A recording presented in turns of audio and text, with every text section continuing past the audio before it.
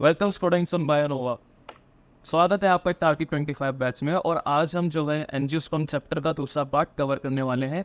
मेरा नाम है प्रमोद देशवाल और आज जो है मैक्सिमम टू मैक्सिमम चैप्टर जो होता है वो आपका कंप्लीट हो जाएगा।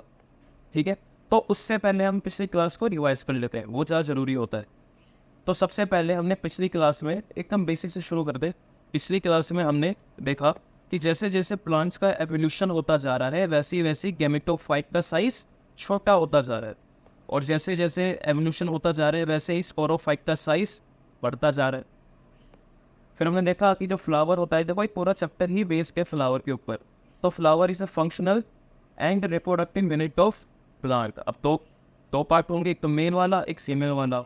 मेल वाले को हमने बोला था एंड्रोशियम स्टेमन और फीमेल वाले को हमने बोला गाइनोशियम और पिस्टन। अब एंथर और फिलामेंट दोनों को जोड़ दिया, बन गया स्टेमन। स्टिग्मा, स्टैंड, ओवरी तीनों को जोड़ दिया, बन गया पिस्टन। बहुत सिंपल। और उसके साथ अगर हमने लीफ जोड़ दी तो माइक्रोस्पोरोफिल, और गाइनोशियम के साथ लीफ जोड़ दी तो मेगास्पोरोफिल। बहुत सिंपल। एंड्रोशियम के साथ लीफ जोड़ी माइक्रोस्पोरोफिल, गाइनोशियम के साथ लीफ जोड़ी मेगास्पोरोफिल। फिर आ जाओ, स्टेमन में से हमने एंथर को रिलीज कर दिया, हटा दिया, रिमूव कर दिया, तो बन जाता है स्टेमिनोड। क्या बन जाएगा? स्टेमिनोड। और स्टेमिनोड बन जाएगा भाई, और ये स्टेराइल भी होगा। स्टेराइल क्यों होगा? क्योंकि जो स्पोरेंजिया था वो तो एंथर के अंदर था, अब वो एंथर ही हट चुका है तो उसके अंदर माइक्रोस्पोरोजेनेसिस नहीं होगी, ना ही पोलन ग्रेन बनेगा, तो इसलिए वो स्टेराइल हो गया। ठीक है, स्टेराइल का मतलब यही होता है कि आप जो है रिप्रोडक्शन के लिए कैपेबल नहीं हो, उसी को हम स्टेराइल बोलते हैं। अब फ्लावर के हमने देखे थे 4 पार्ट। सबसे पहले कोरोला, जिसको हमने पेटल बोला, और सेपल्स, इन दोनों को मिला दिया, इनको बोल दिया असेसरी पार्ट। नेसेसरी पार्ट में असेसरी पार्ट। असेसरी पार्ट क्यों बोला? क्योंकि इनके पास फोलिंजिया है ही नहीं। और एंड्रोशियम और गाइनोशियम को हमने क्या बोला? Necessary part. क्या बोल देंगे इनको? Necessary part. क्यों? क्योंकि इनके पास स्पोरेंजिया है। यहाँ से एसेशन रीजन क्वेश्चन बनता है। फिर एंड्रोशियम, पहली बात बाइलोट 2 लोग होंगे। दूसरा टेट्रास्पोरेंजिया यानी कि 4 स्पोरेंजिया। ठीक है। तीसरा डाइकोटस यानी कि एक ही ग्रुप के अंदर जो है 2 रूम बने हुए, पहला और दूसरा।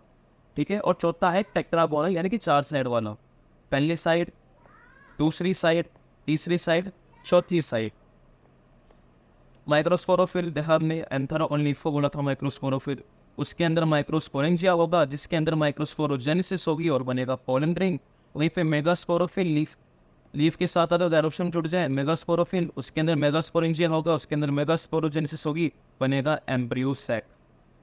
पोलन रिंग जो है वो होता है मेल गैमिक, और एम्ब्रियो सैक होता है फीमेल गैमिटोफाइट, ना कि गैमिक। अभी आपको रीजन बताऊंगा गैमिटोफाइट और गैमिक का आगे। फिर मैंने आपको बताया माइक्रोस्पोरेंजिया जो है उसको 4 से बहुत प्यार होता है। 4 स्पोरेंजिया होते हैं, सभी के अंदर माइक्रोस्पोरोजेनेसिस होती है, इसलिए यहाँ पर 4 पोलन ग्रेन्स भी बनते हैं। 4 लेयर्स भी होती है, बाहर वाली एपिडर्मिस, अंदर वाली एंडोथीशियम, फिर मिडल में आ गई मिडल लेयर, और सबसे अंदर वाली टेपिक्टम। अब स्टार्टिंग की 3 वाली, बाहर की 3 वाली जो है वो प्रोटेक्शन और डाइजेशंस करवाती है। प्रोटेक्शन समझते हो, और डाइजेशंस क्या होता है? बेसिकली एंथर का बस्ट होना, ताकि जो पोलन ग्रेन होगा वो बाहर निकलेगा, डिस्पर्स होगा बाहर, इसी को हम डाइजेशंस बोलते हैं। और कौन करा रहा है? Epidermis, endothecium, middle layer. और सबसे इनर मोस्ट लेयर टेपिक्टम लेयर, वो क्या करेगी? नरिशमेंट प्रोवाइड करेगी, किसको? पोलन ग्रेन को। बहुत simple. Epidermis outer layer, endothecium अंदर वाली, एपिडर्मिस के नीचे वाली, एपिडर्मिस के अंदर वाली। Endothecium contains alpha cellulosic fibre, ये जरूरी है, कंटेन्स अल्फा सेल्यूलोसिक फाइबर जो हेल्प करते हैं डिहाइसेंस के अंदर। फिर है middle layer, M for middle layer, M for मोटी लेयर हमने बोला, यानी कि 1 से 2 सेल थिकती है और साथ में शॉर्ट लिफ्ट भी होती है। और टेपिक्टम सबसे इनर लेयर, और न्यूट्रिशन प्रोवाइड करती है। अब न्यूट्रिशन कैसे प्रोवाइड करती है? क्योंकि जो टेपिक्टम की लेयर होती है उसके अंदर सिनोटाइक्टम हो जाता है, यानी कि साइटोकाइनेसिस नहीं हो पाता, जिससे क्या होगा? लगातार जो है न्यूक्लियस डिवाइड होता जाता है, पर सेल टूट ही नहीं रहा, तो एक ही सेल के अंदर न्यूक्लियस डिवाइड होकर मल्टीप्लाई होता जाता है और न्यूक्लियस का नंबर बढ़ता जाता है। अब एक ही कमरे के अंदर अगर आप 9 को बढ़ा दोगे तो वो एरिया टेंस हो जाएगा, तो वैसे ही सेल के अंदर आपने न्यूक्लियस का नंबर बढ़ा दिया तो सेल का साइटोप्लाज्म भी टेंस हो जाएगा, और वो न्यूक्लियस फिर किसी काम का भी नहीं रहा, क्योंकि अनस्टेबिलिटी बहुत ज़्यादा हो जाती है सेल के अंदर। तो इसलिए उसका सिर्फ एक ही काम होता है, उसको तोड़ दो और उससे न्यूट्रिशन प्रोवाइड कर लो बस। फिर ये बाहर वाली एपिडर्मिस, अंदर वाली एंडोथीशियम, टेपिक्टम, बीच में आ गई मिडल लेयर, दोनों को जोड़ रही है, जो दोनों ग्रुप्स को जो जोड़ रही है उसको हमने बोला कनेक्टिव टिश्यू। साथ में यहाँ पर स्पोरोजिनस टिश्यू होते हैं। अब देखो एंथर जो होता है बेसिकली जब वो इनमेच्योर होता है या फिर जब वो मैच्योरेशन पीरियड के अंदर, यानी कि जब वो मैच्योर हो रहा होता है, तो उसके अंदर माइक्रोस्पोर मदर सेल नहीं होते, उसके अंदर स्पोरोजेनस टिश्यू होते हैं, ठीक है। और वो ये आगे चल के जब एक डेवलप होते हैं, मैच्योर होते हैं और बनते हैं माइक्रोस्पोर मदर सेल।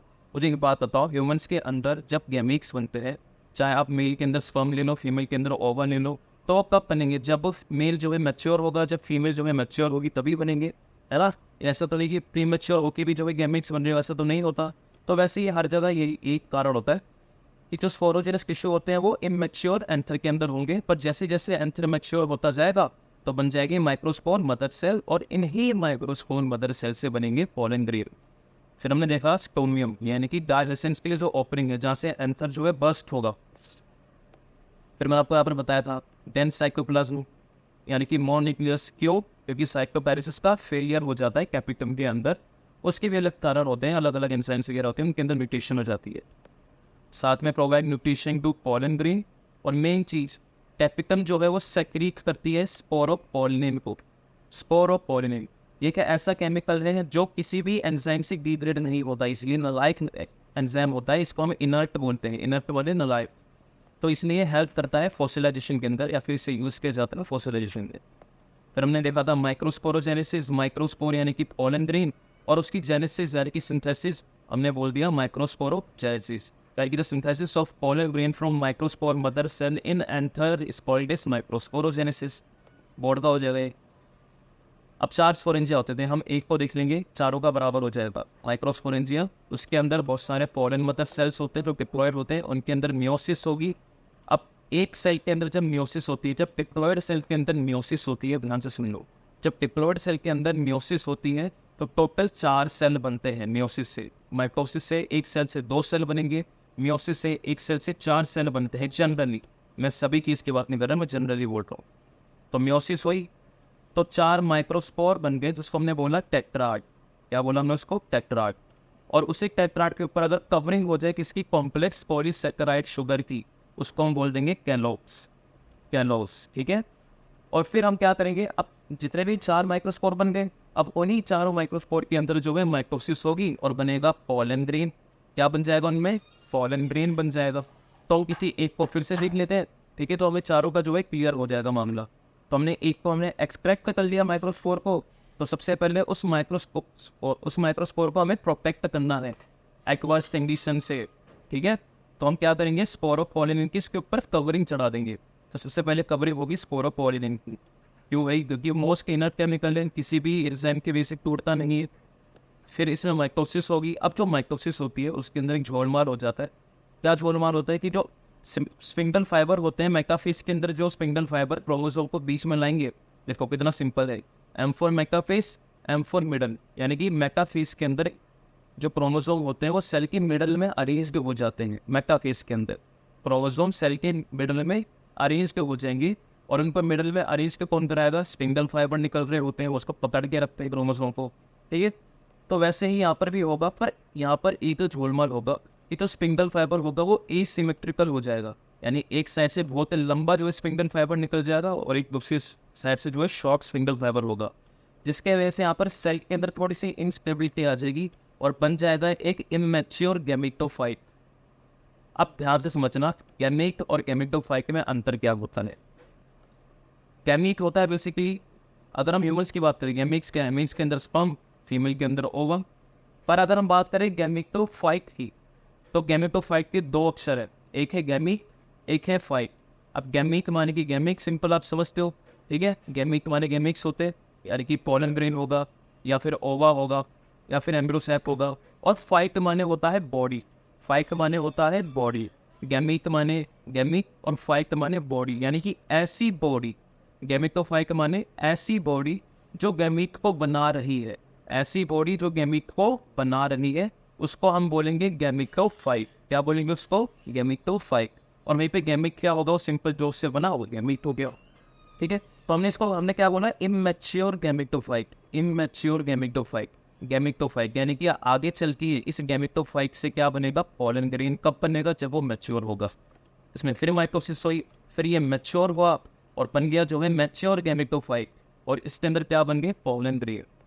फिर हमने दोनों को कंपेयर कराया, इमेच्योर गैमेटोफाइट 2 साइड स्टेज होती है और मैच्योर गैमेटोफाइट 3 साइड स्टेज होती है। ठीक है, अब इमेच्योर गैमेटोफाइट के अंदर 2 सेल कौन कौन से? सबसे पहला जनरेटिव सेल। इसका नाम भी जनरेटिव क्यों बोला? क्योंकि जनरेट कराता है पोलन ग्रेन को, यानी कि जो मैच्योरेशन होगा इमेच्योर गैमेटोफाइट का, उसके अंदर सारा इम्पैक्ट किस पे आएगा? जनरेटिव सेल पे, क्योंकि वही क्या बना रहा है? पोलन ग्रेन बना रहा है। फिर हमने बोला वेजिटेटिव सेल। अब वेजिटेटिव सेल क्यों बोलते हैं, मैं आपको एक बढ़िया सा एक्सप्लेनेशन दूंगा इसका।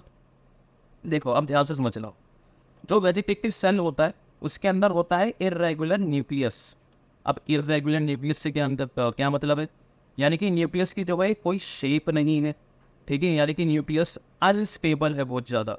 और यूनिवर्स का ये नेचर है कि कोई भी चीज़ जो अनस्टेबल होती है उसको यूनिवर्स जो है ब्रेक आउट कर देता है ताकि वो स्टेबल हो जाए, तो क्या होगा बेसिकली, जो न्यूक्लियस होगा, अब न्यूक्लियस के अंदर क्या होता है भाई? जेनेटिक मटेरियल होता है। ये तो सिंपल सी बात है, 11th के अंदर चैप्टर पढ़ते हो, ये पढ़ा तो बताया तो कि जो न्यूक्लियस होता है उसके अंदर जेनेटिक मटेरियल होता है। अब जेनेटिक मटेरियल क्या? डीएनए या फिर आरएनए।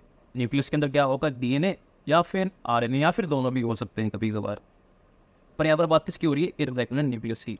तो यानी इसको तोड़ना पड़ेगा। अब न्यूक्लियस टूटेगा तो साथ में उसके अंदर जो चीज़ है यानी डीएनए आरएनए है वो भी टूटेगा। अब सिंपल सी बात है, डीएनए बनता है 3 चीज़ों से। पहला नाइट्रोजनस बेस, दूसरा फॉस्फेट और तीसरा शुगर। मैं लिख देता हूँ। तो डीएनए किससे बनता है? 3 चीज़ों से बनता है। पहला है नाइट्रोजनस बेस, दूसरा है फॉस्फेट और तीसरा होता है शुगर, तीसरी होती है शुगर। अब बढ़िया सी फील दिलाता हूँ आपको। देखो अब तो शुगर होती है, 11th के अंदर एक चैप्टर है जिसका नाम है रेस्पिरेशन इन प्लांट्स। उसके अंदर हम पढ़ते हैं कि जो शुगर होती है उसका पूरा मेटाबॉलिज्म चलता है जिससे एटीपी बनती है। जिससे क्या बनेगी? एटीपी बनेगी।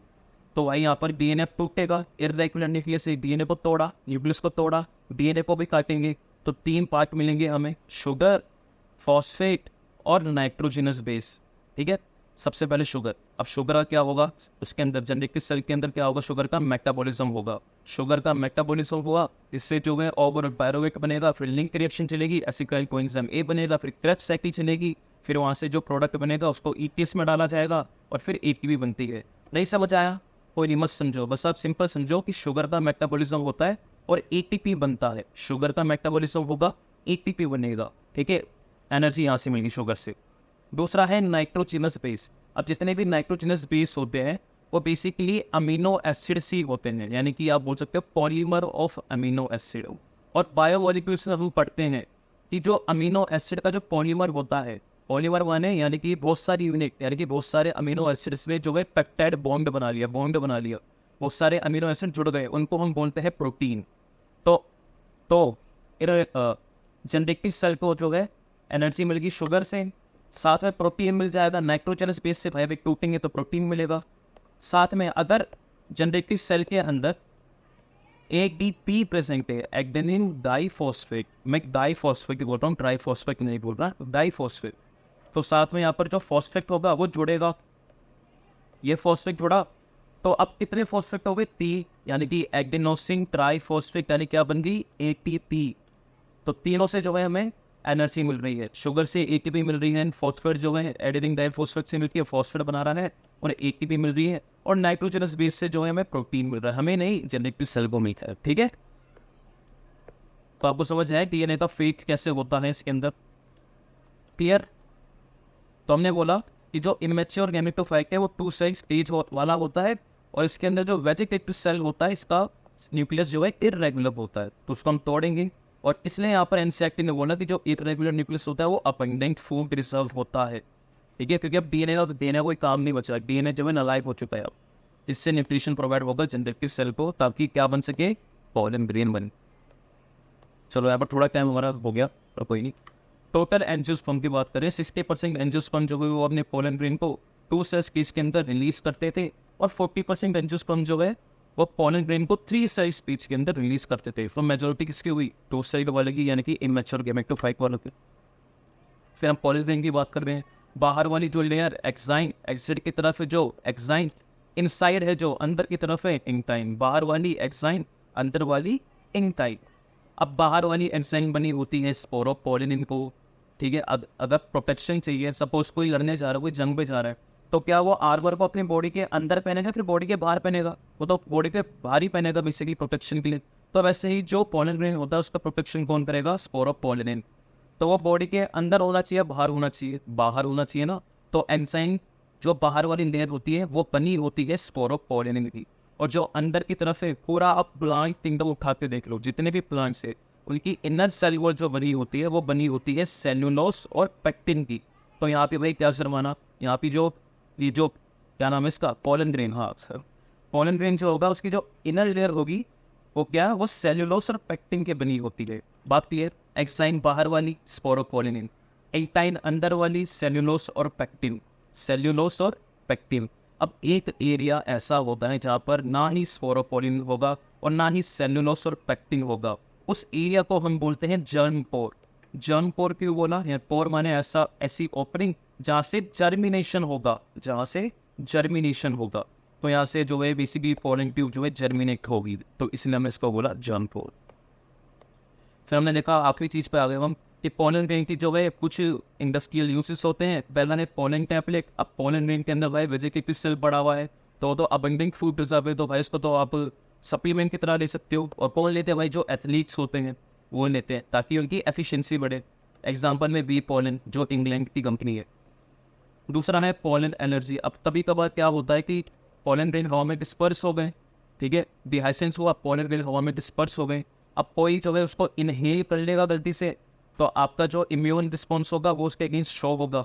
इम्यून रिस्पॉन्स यानी कि अब आपकी बॉडी को लगेगा कि हमारी बॉडी का एक स्ट्रेंजर हमारी बॉडी के अंदर एंटर कर चुका है, तो बेसिकली अपनी एंटीबॉडीज को रिलीज करेगा उसको मारने के लिए, जिससे क्या होगी? इन्फ्लामेशन होगी। और आपने इनहेल करा ना उसको, तो पोलन ग्रेन कहाँ गया? ब्रोंकाई में गया, ट्रैकिया में गया, ब्रोंकाई में गया, तो वहाँ पर इन्फ्लामेशन होती है। और हमने 11th के अंदर पढ़ा है, नहीं पढ़ा बता रहा हूँ फिर से, कि जो इन्फ्लामेशन हो जाए, अस्थमा सुना है ना, अस्थमा के अंदर इन्फ्लामेशन नहीं होती है ब्रोंकाई की, ब्रोंकाई अपनी ब्रोंकाइटिस, ठीक है, अस्थमा एंड ब्रोंकाइटिस, इन दोनों के अंदर क्या होती है? इन्फ्लामेशन। और ये क्रोनिक डिसऑर्डर है, एक्यूट नहीं क्रोनिक। एक्यूट होता है जो कुछ टाइम के लिए होता है, बहुत माइन्यूट होता है, उसको आप छोटे छोटे प्रोफाइलिसिस यानी कि छोटे छोटे ट्रीटमेंट से ठीक कर सकते हो। पर क्रोनिक डिसऑर्डर वो होते हैं जो इनका पूरा मेडिटेशन चलता है, ईयर लॉन्ग का कोर्स होता है, ठीक है। और एग्जाम्पल जरूरी, पार्थेनियम जिसका नाम है कैरेट ग्रास, यूएसए ने जो भेजा था हमारे पास। दूसरा है चिनोपोडियम, और तीसरा होता है अमरेंथस, जिसको आपको याद नहीं रखना, पर अब मैंने आपको नाम बता दिया, अमरेंथस। फिर था पोलन वायबिलिटी यानी कि एक ऐसा टाइम पीरियड जब तक पोलन ग्रेन अपने आप को जर्मिनेट कर सकता है, अपने आप को नहीं, पोलन ट्यूब को जर्मिनेट कर सकता है, उस टाइम पीरियड को हम बोलते हैं पोलन वायबिलिटी। क्या बोलेंगे उसको? पोलन वायबिलिटी, यानी time up to which pollen grain can germinate. अब यहाँ पर एक बहुत जरूरी चीज़ देखिए, एक पोलन वायबिलिटी जो है वो स्पीशीज टू स्पीशीज वेरी करती है। आप ऐसे समझो कि किसी की काम करने की कैपेसिटी अलग है, दूसरे बंदे की काम करने की कैपेसिटी अलग है, यानी कि स्पीशीज तो सेम है भाई, यानी कि ह्यूमन जो अलग अलग ह्यूमन बीइंग है उनके अंदर जो है उनकी कैपेबिलिटी, उनकी वायबिलिटी जो है वेरी कर रही है, सब में अलग अलग है। तो वैसे ही अलग अलग स्पीशीज की जो अलग अलग पोलन बीइंग होते हैं उसकी पोलन वायबिलिटी अलग अलग होती है, ठीक है। गुलाब की पोलन वायबिलिटी अलग होगी, मैरीगोल्ड की पोलन वायबिलिटी अलग होगी, समझे। अब सिंपल इसके 2 एग्जाम्पल है, सिंपल याद करने का तरीका। चावल कितनी देर में बन जाते हैं? आधे घंटे बन जाते हैं। गेहूँ से क्या बनता है? आटा। रोटी भी सारी कितने देर में बन जाएगी? आधे घंटे में बन जाएगी। यानी कि 30 मिनट्स जो पोलन वायबिलिटी होती है वो किसके अंदर होगी? राइस और वीट के अंदर। 30 मिनट जो पोलन वायबिलिटी होगी वो किसके अंदर होगी? राइस और वीट के अंदर। और वहीं पे अगर फ्यू मंथ बोल दिया, कुछ महीने बोल दिया, F for few month, F for family, F for few month, F for family. कौन कौन सी फैमिली? सोलेनेसी, लेग्यूमिनेसी और रोसिएसी। चलो, तो पोलन वायबिलिटी 30 मिनट चावल, गेहूँ यानी कि राइस और वीट, और फ्यू मंथ सोलेनेसी, लेग्यूमिनेसी और रोसिएसी। फिर हमने देखा कि पोलन ग्रेन को जो है स्टोर करके रखते हैं लिक्विड नाइट्रोजन के अंदर एट -196 डिग्री सेल्सियस। क्यों? ताकि जब पोलन ग्रेन है वो अपनी वायबिलिटी को ना खोए, और जब कभी फ्यूचर में हमें ज़रूरत पड़े या फिर अगर हमें कोई एक्सपेरिमेंट कर रहे हो तो उसके लिए हमें पोलन ग्रेन की ज़रूरत पड़े तो हम उसको यूज़ कर सकें। अब ये था पूरा पिछली क्लास का। अब जल्दी जल्दी जो है फीमेल रिप्रोडक्टिव पार्ट को पढ़ते हैं। हमने एंड्रोशियम देख लिया अच्छे से। अब हम बात कर रहे हैं गाइनोशियम की, जिसको हम बोलते हैं पिस्टिल। स्टेमन नहीं बोलेंगे, स्टेमन तो एंड्रोशियम को बोलते हैं भाई, गाइनोशियम को बोलेंगे पिस्टिल। अब पिस्टिल के 3 पार्ट जरूरी, या समझो। अब देखो बढ़िया से ये पोलन ग्रेन डिस्पर्स हो गया हवा में, अब ये आएगा यहाँ पर आके बैठेगा, स्टिक हो जाएगा। ये जो सरफेस दिख रहा है आपको, इसके ऊपर क्या हो जाएगा, स्टिक हो जाएगा। और इसी स्टिक वाले पार्ट को, इसी स्टिकी पार्ट को हम बोलते हैं स्टिग्मा। स्टिग्मा, इसी स्टिकी पार्ट को हम क्या बोलेंगे, स्टिग्मा बोलेंगे। अब क्या होगा भाई, सिंपल सा पोलन ट्यूब का जर्मिनेशन होगा। पूरा चैप्टर आसान है यार, पोलन ट्यूब का जो है सिंपल सा जर्मिनेशन होगा। अब एकदम स्टाइल में देखो, एकदम स्टाइल में जो है पोलन ट्यूब जर्मिनेट हो रही है, यू करके खड़ी हुई है।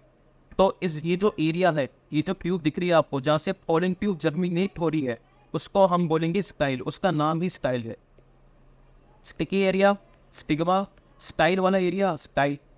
अब नीचे देखो एक गुब्बारा सा, एक बेसल पार्ट पे एक बल्ज बना हुआ है, ये बल्ज बना है ना भाई, इसको हम बोलते हैं ओवरी। इसको हम बोलेंगे ओवरी, ठीक है, ओवरी बोलेंगे इसको।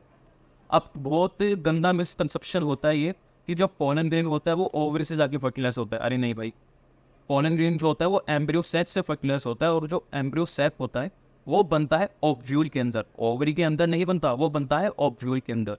सिंपल बात और क्लियर बात। चलो अब बढ़िया से पोलन ट्यूब यहाँ पर आ गई, चलती जा रही है, चलती जा रही है। अब यहाँ पर एक महाशय बैठे हुए हैं, इन महाशय का नाम होता है चेलिजा। इन महाशय का नाम क्या है, चेलिजा। और ये चेलिजा क्या बोलेगा भाई, तो यहाँ से चले जा। चेलिजा क्या बोलेगा, यहाँ से चले जा। यानी कि जो पोलन ट्यूब होगी वो चेलिजा से जो है मिसगाइड होके दूसरी साइड पे चली जाएगी, मिसगाइड होके दूसरे साइड पे चली गई भाई, ठीक है।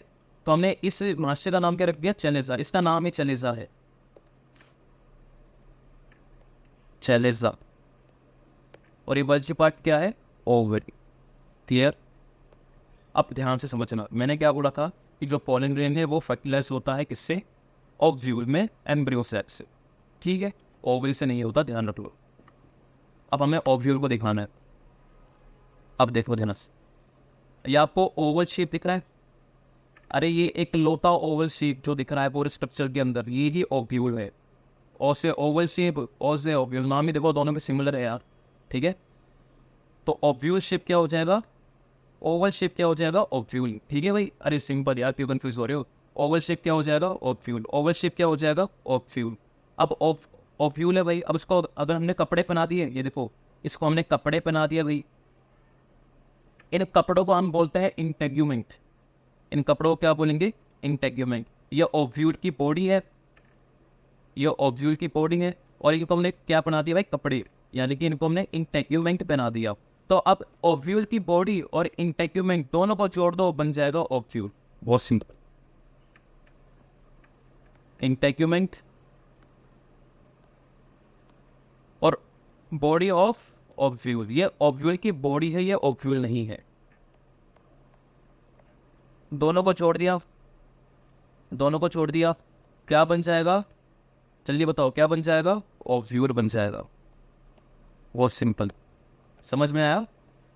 इंटेग्यूमेंट्स और बॉडी ऑफ ओव्यूल को हम बोलते हैं ओव्यूल, ठीक है भाई। इंटेग्यूमेंट्स और बॉडी ऑफ ओव्यूल दोनों को जोड़ दिया, बन गया ओव्यूल। और ये जो बॉडी ऑफ ओव्यूल है, इसका भी दूसरा नाम होता है, इसको हम बोल देते हैं न्यूसेलस, न्यूसेलस। चलो अब बढ़िया से देखो, पोलन ट्यूब जो है जर्मिनेट होते हुए आती जा रही है, आती जा रही है। अब यहाँ पर एक स्ट्रक्चर देखो ध्यान से। अब ये देखो, ये जो स्ट्रक्चर है ना, जैसे आपको याद है ना कि पोलन ग्रेन के अंदर हमने जर्म पोर बोला था, जहाँ पर जो है स्पोरोपोलिन भी एब्सेंट था, है ना। तो वैसे ही यहाँ पर इंटेग्यूमेंट एब्सेंट है। ये जो एरिया दिख रहा है, इस यहाँ पर क्या है, इंटेग्यूमेंट एब्सेंट है। यहाँ पर कपड़े जो है एब्सेंट है, ठीक है। तो यहीं से जो है पोलन ट्यूब एंटर कर जाएगी, यहीं से पोलन ट्यूब एंटर कर जाएगी। और पोलन ट्यूब के अंदर क्या होंगे, माइक्रोस्पोर, यानी कि पोलन ग्रेन। पोलन ट्यूब के अंदर कौन है, माइक्रोस्पोर, यानी कि पोलन ग्रेन। अब यहाँ से एंटर होगी पोलन ट्यूब, तो यहाँ पर जो एम्ब्रियो सैक होगा उससे जो है दोनों जुड़ेंगे, कौन, पोलन ग्रेन और एम्ब्रियो सैक दोनों जुड़ेंगे, यानी कि पोलन ग्रेन यानी कि माइक्रोस्पोर का पाइल हो जाएगा, जुड़ना हो जाएगा, माइक्रोस्पोर का पाइल हो जाएगा, माइक्रोस्पोर का पाइल हो जाएगा। तो इसलिए इस एरिया को हम बोलते हैं, इस एरिया को हम बोलते हैं माइक्रोपाइल। हाँ, नाम में समझो, इस एरिया को हम बोलते हैं माइक्रोपाइल, समझे, क्योंकि यही जो एरिया है रिस्पॉन्सिबल है इसके लिए, पोलन पोलन ग्रेन और एम्ब्रियो सैक के इंटरेक्शन के लिए, यानी कि दोनों के जुड़ने के लिए। पाइल शब्द यानी कि दोनों को हमने जोड़ दिया, कंपाइल कर दिया, पाइल कर दिया, ठीक है। तो माइक्रोपाइल यानी कि एक ऐसा एरिया जहाँ पर इंटेगुमेंट एब्सेंट होंगे और वहीं से जो है पोलन रेज जो है वो एंटर करेंगे किसके अंदर, बॉडी ऑफ ओव्यूल के अंदर, और सीधा जाके फर्टिलाइज किससे करेंगे, एम्ब्रियो सैक से। चलो, तो इसीलिए वो क्या बोला हमने, माइक्रोपाइल, ये जोड़ रहा है भाई। अब ऐसा तो नहीं कि भाई ये जो ओव्यूल है ये हवा में तैर रहा हो, इसको ग्रेविटी पे इसका कोई काम ना हो, ऐसा तो नहीं है भाई। तो इसने इसको फोल्ड करके जो रखता है उसका नाम होता है प्लेसेंटा। ये जो रेड कलर का स्ट्रक्चर दिख रहा है आपको, ये जो रेड कलर का स्ट्रक्चर है विजुअल पार्ट में, इसको हम बोलते हैं प्लेसेंटा। इसको हम क्या बोलेंगे, प्लेसेंटा बोलेंगे। प्लेसेंटा आप समझो, आप ह्यूमन रिप्रोडक्शन के अंदर भी पढ़ोगी कि प्लेसेंटा एक ऐसा, आप मान लो कि बॉडी पार्ट होता है, इनर बॉडी पार्ट होता है, आप ऑर्गन बोल सकते हो, ग्लैंड बोल सकते हो, ग्लैंड ज़्यादा अच्छा शब्द होगा उसके लिए। प्लेसेंटा जो है तो ऐसा ग्लैंड होता है जो एम्ब्रियो डेवलप होता है उसको नरिशमेंट प्रोवाइड करने में मदद करता है। प्लेसेंटा क्या होगा, प्लेसेंटा क्या करेगा, जो एम्ब्रियो डेवलप हो रहा है, स्पर्म ओवा फ्यूज हो गए, बन गया जाइगोट, फिर एम्ब्रियो बनेगा, फिर फीटस बनेगा। पर ये जो जाइगोट से एम्ब्रियो बना, एम्ब्रियो से फीटस बना, ठीक है, फिर फीटस से जो है आगे चल के जो पूरा बर्थ होगा, तो उसके अंदर जो जिसने बेबी को न्यूट्रिशन प्रोवाइड करा उसका नाम होता है प्लेसेंटा। तो सेम चीज यहीं पे चिपका दो, ये जो प्लेसेंटा होगा ये भी न्यूट्रिशन प्रोवाइड करेगा किसको, डेवलपिंग एम्ब्रियो को, डेवलपिंग एम्ब्रियो को। समझ में आ गया आपको। अब प्लेसेंटा कैसे होल्ड करेगा, प्लेसेंटा क्या करेगा, एक पतला सा फरो बना देगा, F for furrow, F for funicle, पतला सा फरो, ये देखो एक फरो बना दिया, एक फरो बना दिया प्लेसेंटा ने। इस फरो को हम बोलते हैं, इस फरो का हम बोलते हैं फ्यूनिकल। इस फरो को हम क्या बोलेंगे, फ्यूनिकल। चलो, फ्यूनिकल भी समझ आ गया आपको। अब बच गई आखिरी चीज। अब आप कहीं जाते हो, किसी बिल्डिंग में घुसोगे तो बाहर जो है गार्ड आपकी जो है चेकिंग करेगा, ठीक है। तो वैसे ही यहाँ पर जो फ्यूनिकल और जो ओवरी है, सॉरी ओवरी नहीं ओव्यूल, जो फ्यूनिकल और जो ओव्यूल है, दोनों के बीच में जो जंक्शन है, दोनों के बीच में जो जंक्शन है, ये जो दोनों के बीच में जो जंक्शन है, इसको हम बोल देते हैं हाइलम। इस जंक्शन को हम बोलते हैं हाइलम, यानी कि junction between funicle and ovule, ठीक है। ओव्यूल और फ्यूनिकल दोनों मिलना चाहते हैं, बीच में कौन आ गया भाई, बीच में कौन आ गया, हाइलम आ गया। बीच में कौन आ गया, हाइलम। तो हाइलम बेसिकली क्या है, हाइलम बेसिकली क्या है, जंक्शन बिटवीन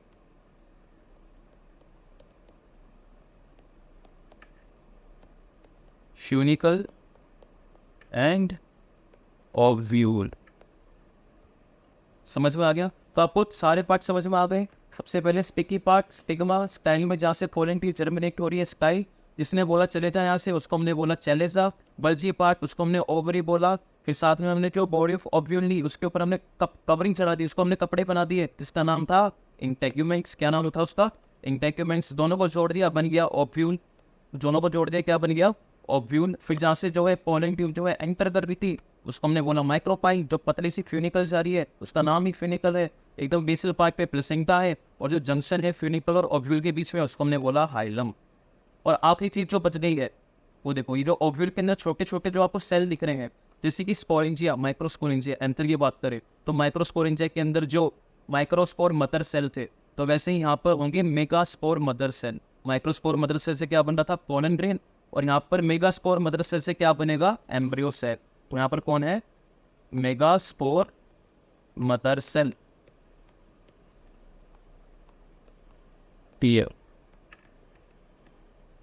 समझ में आ गया आपको भाई। फिर से बताता हूँ, स्टिग्मा, स्टिकी पार्ट, स्काइल, फिर ओवरी। फिर हमने देखा कि ओव्यूल की बॉडी को हमने कपड़े बना दिए, इंटेग्यूमेंट दोनों को जोड़ दिया, बन गया ओव्यूल। फिर हमने देखा hilum, placenta, funicle, micropyle, chalaza, megaspore mother cell. बात खत्म। अब जैसे माइक्रोस्पोरोजेनेसिस थी, जैसे कि माइक्रोस्पोरोजेनेसिस थी, जैसे माइक्रोस्पोरोजेनेसिस थी, वैसी क्या थी नहीं, मेगास्पोरोजेनेसिस। अब माइक्रोस्पोरोजेनेसिस में क्या था, माइक्रोस्पोरोजेनेसिस हमने बोला माइक्रोस्पोर यानी कि पोलन ग्रेन, उसकी जेनेसिस यानी कि सिंथेसिस। वैसे ही मेगास्पोरोजेनेसिस, मेगास्पोर यानी कि एम्ब्रियो से उसकी सिंथेसिस, मेगास्पोरोजेनेसिस। अब इसको बहुत ध्यान से समझना एक बहुत जरूरी है, यहाँ पर बच्चे बहुत ज़्यादा कन्फ्यूज होते हैं, इसको ध्यान से समझो। अभी हमने स्ट्रक्चर देखा पूरा, किसका, गायनोप्शियम का हमने पूरा ही स्ट्रक्चर देखा, ठीक है। हमने क्या बोला कि ये जो ओव्यूल है, ओव्यूल के अंदर मेगास्पोर मदर सेल है। हमने एक मेगास्पोर मदर सेल को बाहर निकाल, जो हम करते आ रहे हैं, हमने एक मेगास्पोर मदर सेल को बाहर निकाल लिया, जिसकी प्लॉइडी क्या है, डिप्लॉइड, ठीक है। अब डिप्लॉइड जो होता है उसके अंदर हम मियोसिस करेंगे तो फिर से बनेंगे 4 सेल। मैंने आपको माइक्रोस्पोरोजेनेसिस में बताया कि डिप्लॉइड के अंदर आपने मियोसिस कराई तो जनरली बनते हैं 4 सेल, जनरली क्या बनेंगे 4 सेल। माइक्रोसिस से बनते हैं 1 से 2 सेल, मियोसिस के अंदर 1 से 4 सेल बनते हैं, जनरली बोल रहा हूँ। तो मेगास्पोर मदर सेल के अंदर मियोसिस हुई, ठीक है, जिससे क्या बने, अब ध्यान से समझो,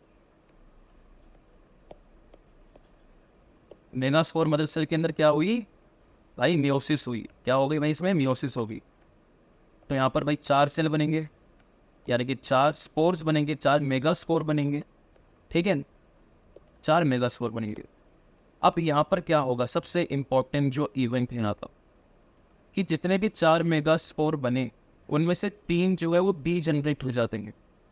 3 भाई डी जनरेट कर दो, हटा दो इनको, कोई जरूरत नहीं इनकी। 4 में से 3 को आपने गायब कर दिया, बच गया 1।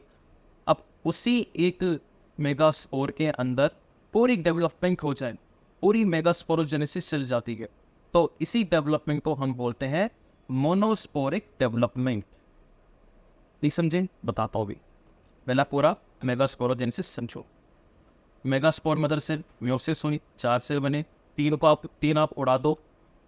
अब कितना बच गया भाई, 1 बच गया भाई, कितने बच गया भाई, 1 बच गया, ठीक है। 4 सेल थे, 3 को हमने उड़ा दिया, कितना बच गया, 1 सेल बच गया, ठीक है, 1 स्पोर बच गया। अब उस स्पोर को हमने बोला फंक्शनल मेगास्पोर। इस स्पोर को हमने क्या बोला, फंक्शनल मेगास्पोर। क्या बोला इसको हमने भाई, फंक्शनल मेगास्पोर। इस स्पोर को हम क्या बोल देंगे, functional mega spore, functional mega spore. क्यों भाई, क्योंकि जो पूरी डेवलपमेंट है, जो पूरा फंक्शन परफॉर्म हो रहा है वो यही स्पोर परफॉर्म करेगा, तो इसलिए हमने इसको बोला फंक्शनल मेगा स्पोर। अब इस फंक्शनल मेगा स्पोर के अंदर चलती है माइटोसिस। देखो ये जो स्पोर है इसके अंदर क्या चल रही है, माइटोसिस। अब माइटोसिस से कितने सेल बनते हैं, 2, तो 2 स्पोर यहाँ पर बन गए। फिर माइटोसिस हुई, 2 से बने 4, ठीक है। फिर माइटोसिस बनी, फिर बने 6, फिर माइटोसिस हुई, फिर बने 8। क्लियर, यहाँ तक क्लियर। मेगास्पोर मदर सेल को बाहर निकाला, मियोसिस कराई, एक मेगास्पोर मदर सेल से 4 सेल बने, 4 स्पोर बने, 3 को उड़ा दो, 3 को डी जनरेट कर दो, बच गया 1, उसको हमने बोला फंक्शनल मेगास्पोर। अब उसी मेगास्पोर के अंदर माइटोसिस होते गए लगातार, कब तक, जब तक 8 स्पोर नहीं बन जाए, जब तक 8 स्पोर नहीं बन जाए। अब यहाँ पर क्या होगा, अब यहाँ पर क्या होगा कि डिफ्रेंसिएशन ऑफ प्लाज्मा मेम्ब्रेन। अब जितने भी चीज़ें हमें चाहिए थी वो सारी चीज़ें हो चुकी है। अब क्या करना है, सिर्फ प्लाज्मा मेम्ब्रेन को तोड़ते जाओ, सेल बनाते जाओ, ठीक है। प्लाज्मा मेम्ब्रेन को तोड़ा, दूसरी तरफ से सेल बनते गए। तो यहाँ पर देखो 1 2 3 4 5 6 7 8, टोटल 8 जो है मेगास्पोर बन गए, ठीक है। टोटल 8 जो है न्यूक्लियस बन गए, मेगास्पोर नहीं न्यूक्लियस भाई, ठीक है, मार्क माय वर्ड, स्पोर नहीं न्यूक्लियस। इनके अंदर क्या होगी, डिफ्रेंसिएशन होगी, किस चीज़ की, प्लाज्मा मेम्ब्रेन की। अब प्लाज्मा मेम्ब्रेन टूटेगी, अब ध्यान से समझना, 3 सेल चले जाएंगे ऊपर, ये 3 सेल जो है चले गए ऊपर आसमान की तरफ। आसमान की तरफ जब 3 सेल चले गए, हमने इनको बोला एंटीपोडल सेल। आसमान की तरफ एंटीपोडल सेल, सरफेस की तरफ नीचे आ जाओ, नीचे सरफेस की तरफ 2 सेल है, इनको हमने बोला सिनर्जिड।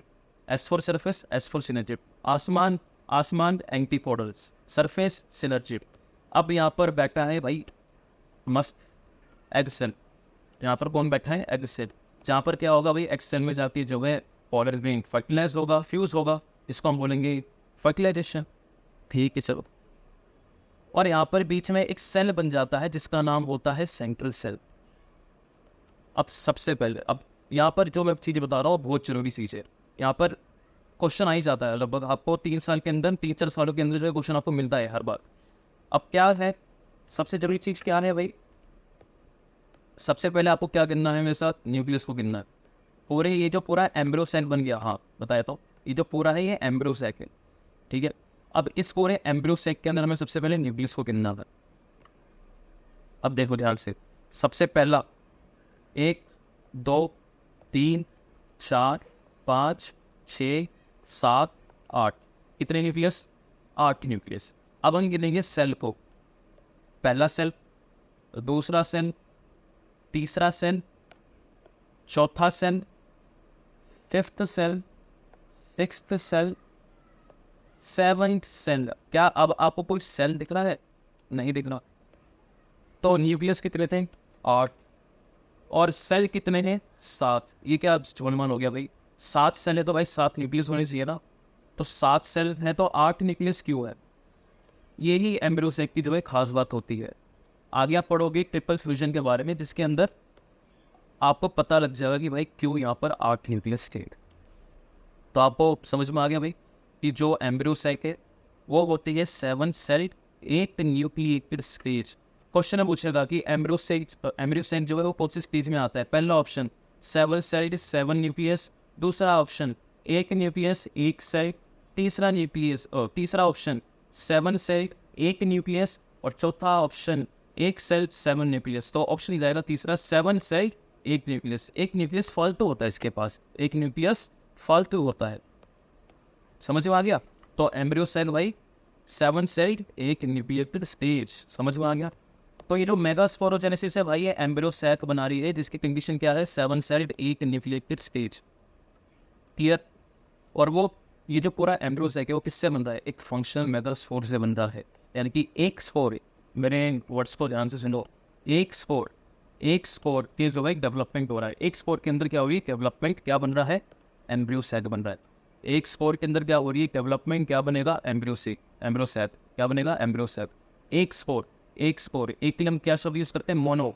स्पोर के लिए हमने क्या शब्द करा, स्पोर के लिए क्या वर्ड है भाई, स्पोर। ये एक के लिए मोनो, दूसरे के लिए स्पोर, उसी का पूरा डेवलपमेंट हो रहा है, तो इसको हमने बोल दिया मोनोस्पोरिक डेवलपमेंट। क्या बोल दिया, मोनोस्पोरिक डेवलपमेंट। यानी कि एक स्पोर से जो भाई डेवलप होकर पूरा एम्ब्रियो सैक बन रहा है, किसके अंदर, मेगास्पोरोजेनेसिस के अंदर, समझ में आया। तो मोनोस्पोरिक डेवलपमेंट क्या है भाई, development of embryo sac from only single spore, जिसको हमने क्या बोल दिया था भाई, फंक्शनल मेगास्पोर। क्या बोला था भाई, फंक्शनल मेगास्पोर, क्लियर। फिर मैंने आपको बताया कि जो आसमान की तरफ है उसको हमने बोल दिया एंटीपोडल सेल, आसमान की तरफ एंटीपोडल सेल। सरफेस की तरफ है सिनर्जिड, बीच में जहाँ से जो है पोलन ट्यूब निकलेगी और पोलन रिंग जिससे जाके फ्यूज होगा उसको हमने बोल दिया एग सेल, ठीक है। और बीच में जो सेल आ गया, जो सेल बीच में आ गया उसको हम बोलेंगे सेंट्रल सेल। क्या बोलेंगे, सेंट्रल सेल, नाम ही बता रहे हैं ना, सेंटर में आ गया, जो सेल सेंटर में आ जाए उसको हम क्या बोलेंगे, सेंट्रल सेल। क्या बोलेंगे, सेंट्रल सेल। ये देखो ये सेल सेंटर में आ गया भाई, सेंट्रल सेल। आसमान की तरफ 3 सेल है, क्या बोला, एंटीपोडल सेल। सरफेस की तरफ 3 सेल है, पर सरफेस की तरफ बेसिकली 2 सेल है, इसका नाम है सिनर्जिड, पर एक जो है वो है एग सेल, क्लियर। और जो सेंट्रल सेल है उसके अंदर न्यूक्लियस कितने हैं, 2। तो उन न्यूक्लियस को हम बोलते हैं पोलर न्यूक्लियस। क्या बोलेंगे, पोलर न्यूक्लियस, ध्यान रखना। बीच वाला सेल सेंट्रल सेल, उसके न्यूक्लियस पोलर न्यूक्लियस। अब सिनर्जिड के अंदर कुछ केमिकल सेक्रेटिंग बॉडीज होती हैं, सिनर्जिड के अंदर कुछ ऐसी बॉडीज होती है जिनका नाम होता है फिलीफॉर्म एपरेटस।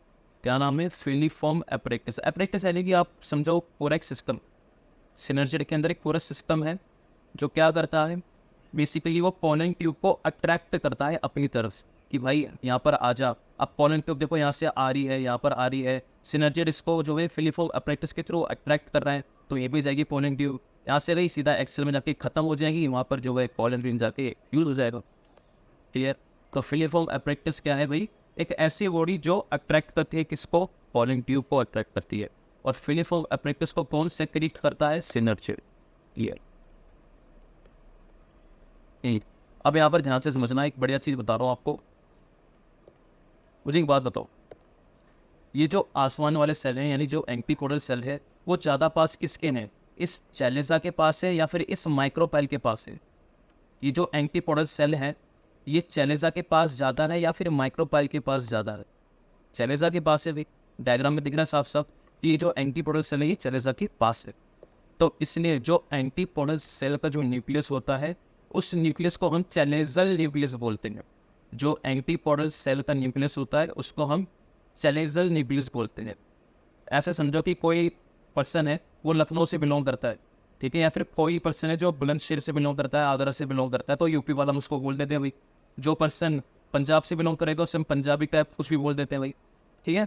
तो वैसे ही जो एंटीपोडल सेल के न्यूक्लियस है वो चैलेजा के पास है, एकदम चैलेजा से बिलोंग करते हैं, तो इसलिए उसकी न्यूक्लियस को हमने बोला चैलेजल न्यूक्लियस। क्या बोला? Chalazal nucleus. आसमान वाले सेल का न्यूक्लियस चैलेजल न्यूक्लियस। आसमान वाले सेल का न्यूक्लियस क्या है? एंटीपोडल सेल का न्यूक्लियस क्या है? चैलेजल न्यूक्लियस, जिसको हम चैलेजल एंड भी बोल देते हैं। आप देखो ना एंटीपोडल सेल किसकी तरफ है? चैलेजल एंड की तरफ है, क्लियर। और जो सिनर्जिड है वो किसकी तरफ है? माइक्रोपाइल की तरफ है। देखो यार, ये चैलेजा, ये माइक्रोपाइल, ये सिनर्जिड है, पास में जो है देखो माइक्रोपाइल ही है, ठीक है। तो बिलोंग ज़्यादा किससे करेगा? माइक्रोपाइल से। तो जो सिनर्जिड होता है उसका एंड कैसा होगा? Micropylar and. माइक्रोपाइलर एंड, समझ में आ गया? एंटीपोडल सेल का एंड चैलेजल एंड, सिनर्जिड का एंड माइक्रोपाइलर एंड। चलो अब ध्यान से देखो एक चीज़ और बढ़िया। हमने भाई एंटीपोडल सेल की तो बात कर ली, हमने जो है सिनर्जिड की बात कर ली, बच गया एग सेल, उसकी तो बात हमने करी नहीं ना भाई। तो देख लो, अब जो एक्स सेल होता है उसका न्यूक्लियस होता है चैलेजा की तरफ, ठीक है। हाँ, बात सही है कि जो एक्स सेल है वो सिनर्जिड के पास है, माइक्रोपाइल के पास है, और जो उसका न्यूक्लियस होता है वो गाइड कर रहा होता है चैलेजा की तरफ। ऊपर की तरफ देखो चैलेजा है ना, तो ये वो गाइड करता है, ऊपर की तरफ गाइड करता है, ठीक है। तो एक्स सेल का न्यूक्लियस क्या है भाई? Chalazal nucleus. और सिनर्जिड का न्यूक्लियस कौन सा? भी हमने देखा माइक्रोपाइलर न्यूक्लियस। तो मुझे एक बात बताओ, चैलेजल न्यूक्लियस और माइक्रोपाइलर न्यूक्लियस दोनों सेम है क्या? नहीं, दोनों डिफरेंट है। दोनों सेम नहीं है, दोनों क्या है? डिफरेंट। और डिफरेंटली हम क्या बोल देते हैं? अच्छा, साथ में तुम ये भी समझो कि जो एग सेल और सिनर्जिड होते हैं दोनों को अगर हमने मिला दिया, एग सेल और सिनर्जिड दोनों को हमने मिला दिया, तो दोनों को कंपाइल करते हम बोलते हैं एग अपरेटस। दोनों को कंपाइल कर दिया, क्या बोलेंगे? Egg apparatus. यानी कि आपने एग सेल सिनर्जिड दोनों को मिला दिया, क्या बन गया? Egg apparatus. क्या बन जाएगा? एग अपरेटस, ठीक है। चैलेजल न्यूक्लियस और माइक्रोपाइलर न्यूक्लियस दोनों ही डिफरेंट है, तो हम बोलेंगे कि both show different polarity. Question बन सकता है कि जो ट्रू फॉल्स में कि जो चैलेजल जो एक्सेल का न्यूक्लियस है और जो सिनर्जिड का न्यूक्लियस है, क्या वो सेम पोलैरिटी शो करते हैं या फिर डिफरेंट पोलैरिटी शो करते हैं? तो डिफरेंट पोलैरिटी शो करेंगे। क्यों भाई? कि एक जो है एक्सेल का न्यूक्लियस चैलेजा की तरफ है, ठीक है, और सिनर्जिड का न्यूक्लियस माइक्रोपाइल की तरफ है। समझ में आ गया? तो यहाँ पर आपका जो है फीमेल रिप्रोडक्टिव पार्ट भी खत्म होता है, ठीक है। अब यहाँ पर आ जाती है मेन चीज़, सबसे ज़्यादा मेन चीज़, ठीक है भाई, समझ में आ गया? अब यहाँ पर सबसे ज़्यादा मेन चीज़ क्या नाम है? पॉलिनेशन। क्या नाम है इसका? पॉलिनेशन। आप ऐसे समझो, बेसिकली पॉलिनेशन क्या होता है, आप ऐसे समझो कि पोलन ग्रेन को हम मान लेते हैं दूल्हा। पोलन ग्रेन क्या है? दूल्हा, ठीक है। और जिससे जो फ्यूज होगा, पोलन ग्रेन जिससे फ्यूज होगा, किससे फ्यूज होगा? एम्ब्रियो सैक से होगा ना भाई, अभी बताया मैंने आपको। तो जो एम्ब्रियो सैक होगा उसको हमने बोल दिया दुल्हन। क्या बोल दिया? दुल्हन, ठीक है। पोलन ग्रेन दूल्हा, जिससे बॉन्ड बनाएगा, जिससे फ्यूज होगा, दुल्हन, ठीक है, जिसका नाम है एम्ब्रियो सैक, या फिर आप बोल दो, यहाँ पर ओवरी मैंने यूज़ करा ताकि आपको इजीली समझ आ जाए, ठीक है। दूल्हा समझ में आ गया। और पॉलिनेशन समझ लो शादी। पॉलिनेशन यानी कि शादी। और जो पोलन ग्रेन को लेके जाएगा, जो दूल्हे को लेके जाएगा, उसको हम बोलते हैं बारात, ठीक है। तो पोलन ग्रेन को लेके जाने वाला पॉलिनेटिंग एजेंट। तो पॉलिनेटिंग एजेंट क्या हो जाएगी? बारात। पॉलिनेशन भाई शादी करा रहे, पॉलिनेशन हो रहा है। पोलन ग्रेन क्या है? दूल्हा। एम्ब्रियो सैक, ओवरी क्या है? दुल्हन। अब दूल्हा जो है चल के जाएगा, कौन लेके जाएगा भाई? पॉलिनेटिंग एजेंट, जिसको हमने बोला बारात। समझ में आ गया? फिर से बता रहा हूँ, बढ़िया है। पॉलिनेशन क्या है? शादी। मेल गैमिक, पोलन ग्रेन क्या है? दूल्हा। फीमेल गैमिक, एम्ब्रियो सैक, ओवरी क्या है? दुल्हन। अब मेल गैमिक को जो है फ्यूज होना है, तो चल तो सकता नहीं, उसके पास पैर तो है नहीं, तो कोई ना कोई इसको लेके जाएगा, जिसका नाम होता है पॉलिनेटिंग एजेंट, जिसको हमने बोला बारात। ठीक है भाई। तो पॉलिनेशन क्या है? Transfer of pollen grains. Pollen grains, हाँ पोलन ग्रेन्स क्या हुए? बस्ट हुए, सॉरी एंथर बस्ट हुआ, पोलन ग्रेन बाहर निकले, डिस्पर्स हुए, ठीक है। उड़ते उड़ते, या तो वो हवा के साथ उड़ते उड़ते जाएंगे तो हवा वाली बारात बोल देंगे, अगर वो पानी के अंदर जा रहे हैं तो पानी वाली बारात, अगर उनको कीड़े लेके जा रहे हैं तो कीड़े वाली बारात, अगर उसे जानवर लेके जा रहे हैं तो एनिमल्स वाली बारात, ठीक है। तो पॉलिनेटिंग एजेंट अलग अलग हो सकता है, स्पीशीज टू स्पीशीज वेरी करता है, क्लियर। तो पॉलिनेशन क्या है? Transfer of pollen grain, pollen grain का ट्रांसफर, दूल्हे का ट्रांसफर हो जाना इस पे, स्टिग्मा ऑफ ओवरी पे दुल्हन के साथ, ठीक है, by the help of pollinating agent, बारात की हेल्प से, यानी कि पॉलिनेटिंग एजेंट की हेल्प से। इसे हमने क्या बोल दिया? Pollination. Pollination simple, transfer of pollen grain from anther to stigma of the ovary with the help of pollinating agent. बात ये बताओ, समझ में आया? तो pollination, transfer of pollen grain, ठीक है, वहाँ पर एम्ब्रियो सैक पे with the help of pollinating agent. अब भाई शादी हो रही है, अब शादी 3 टाइप की हो सकती है, 3 टाइप के जो है रिश्ते हो सकते हैं। पॉलिनेशन 3 टाइप का है, autogamy, geitonogamy, xenogamy. Autogamy, geitonogamy, xenogamy, autogamy, geitonogamy, xenogamy. सबसे सिंपल, ए फॉर ऑटोगेमी क्या हो जाएगा? आपस में शादी, ऐसे नहीं सकते। ऑटोगेमी यानी कि आपस में शादी। आपस में शादी मतलब क्या है भाई? कि जो मेल रिप्रोडक्टिव पार्ट होगा, जो एंथर होगा और जो एम्ब्रियो सैक होगा, वो सेम प्लांट की सेम फ्लावर से बिलोंग करेंगे। चलो नहीं समझे, बताता हूँ। सपोज ये मैंने प्लांट बनाया कोई, ठीक है। अब इस प्लांट के अंदर मैंने बना दी भाई यहाँ पर ओवरी।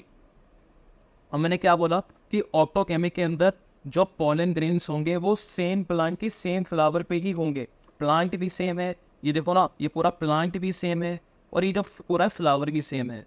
तो यहाँ पर जो पोलन ग्रेन होगा वो भी क्या होगा? सेम बॉडी से बिलोंग करेगा, यानी कि आपस में जो है इनका लेन देन चलेगा भाई, ठीक है। पोलन ग्रेन यहाँ पर जाके डिस्पर्स होंगे, यानी कि आपस में जो है शादी हो रही है, ऑटोगेमी। आपस में शादी हो जाए, ऑटोगेमी, यानी कि आपस में किसमें शादी होगी? जो सेम घर के अंदर रहते हैं या जो अलग अलग घर के अंदर रहते हैं। ऑब्वियसली कास्ट सेम है पर घर जो है अलग अलग है, ठीक है।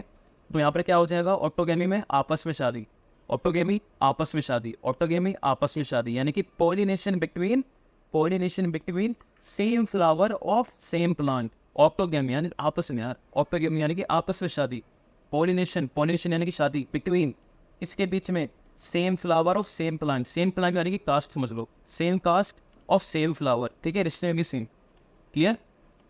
ऑटोगेमी आपस में शादी, यानी कि same flower same plant, same flower same plant, ऐसे आप कर लो। ऑटोगेमी आपस में शादी, same flower same plant, same flower same plant, इतना सिंपल। डाइक्टेनोगेमी गांव में शादी, डाइक्टेनोगेमी गांव में शादी, यानी कि अब गांव में क्या भाई? कास्ट सेम है पर घर तो भाई गांव के अंदर है ना, लड़की का घर तो भाई गांव के अंदर दूर है, यानी कि प्लांट, यानी कि कास्ट सेम है, प्लांट सेम है, स्पीशीज सेम है, पर जो बॉडी है, जो घर है, जो बॉडी है, जो फ्लावर की बॉडी है वो अलग है। कैसे अलग है? बता देता हूँ कैसे अलग है भाई।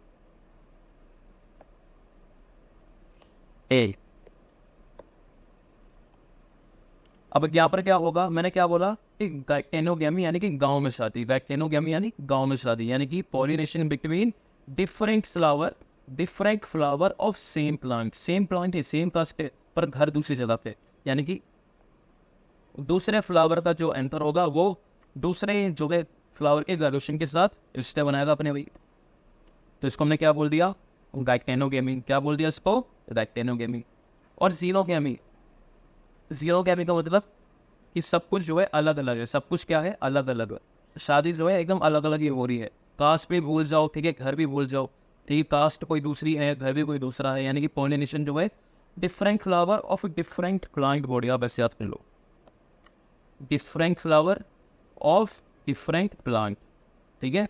जीनोगेमी यानी सब कुछ अलग हो गया, जीनोगेमी यानी सब कुछ अलग हो गया, यानी कि pollination between different flower of different plant, यानी कि फ्लावर भी अलग है भाई, प्लांट भी अलग है, फ्लावर भी अलग है और प्लांट भी अलग है, फ्लावर भी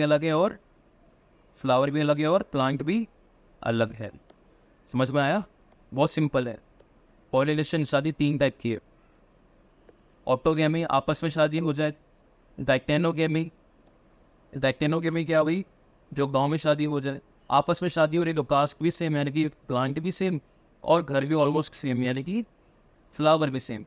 ठीक है, डाइटेनोगेमी यानी कि गांव में शादी हो रही है, डाइटेनोगेमी यानी गांव में शादी हो रही है यानी कि कास्ट भी सेम पर जो घर है वो दूर गांव में है, यानी कि सेम फ्लावर नहीं, क्या हो जाएगा पर डिफरेंट फ्लावर पर सेम प्लांट। क्लास कास्ट के लिए हमने क्या बोला, कास्ट के लिए हमने बोला प्लांट। ठीक है, तो सेम प्लांट क्या बोला हमने, same plant of different flower. Geitonogamy, xenogamy सब कुछ अलग, कास्ट भी अलग, जो है घर भी अलग, यानी कि डिफरेंट फ्लावर भी है, डिफरेंट प्लांट भी है। ठीक है, यह हो गया आपको। मुझे एक बात बताओ, इन तीनों में से किस शादी के अंदर जो है सेम कास्ट के बीच में शादी हो रही है, कौन सी शादी जो है सेम कास्ट के बीच में हो रही है, सेम कास्ट कह रही कि सेम प्लांट के बीच में हो रही है, कौन कौन सी। एक हो जाएगी ऑटोगेमी, जिसमें हमने बोला सेम प्लांट के बीच में शादी हो रही है, सेम कास्ट में हो रही है। दूसरी डाइटेनोगेमी, सेम प्लांट के बीच में शादी हो रही है। ठीक है, और सेम प्लांट के बीच में अगर पॉलिनेशन हो जाए, सेम प्लांट के अंदर अगर पॉलिनेशन हो जाए, उसको हम बोलते हैं सेल्फ पॉलिनेशन। आपस में पॉलिनेट कर लिया, ठीक है, एक ही कास्ट के अंदर जो है शादी करा दी, आपस में जो है पॉलिनेशन कर लिया, सेल्फ पॉलिनेशन। वहीं पे अगर आपने कास्ट चेंज कर दी, सब कुछ चेंज कर दिया, तो वो हो जाएगा क्रॉस पॉलिनेशन। समझ में आ गया। तो ऑटोगेमी और डाइटेनोगेमी ये दोनों में क्या है, सेल्फ पॉलिनेशन, सेल्फ पॉलिनेशन। और वहीं पे जीनोगेमी क्या हो जाएगा, क्रॉस पॉलिनेशन। याद रखना बहुत जरूरी है। और फिलहाल कोई समझ आ गया होगा। ठीक है, अब चलिए से क्विक रिव्यू बता देता हूँ जल्दी से, फिर हम उसको खत्म करते हैं। पॉलिनेशन तीन टाइप का, ऑटोगेमी, डाइटेनोगेमी, जीनोगेमी। ऑटोगेमी यानी कि आपस में शादी हो जाए, same caste same caste same house, same caste same house, उसमें शादी हो जाए, यानी कि pollination between same flower of same plant. ठीक है, डाइटेनोगेमी यानी कि गांव में शादी हो जाए, यानी कि पॉलिनेशन बिटवीन सेम कास्ट पर सेम है, यानी कि पॉलिनेशन बिटवीन सेम फ्लावर नहीं, pollination between same plant between different flower, यहाँ पर याद रखना।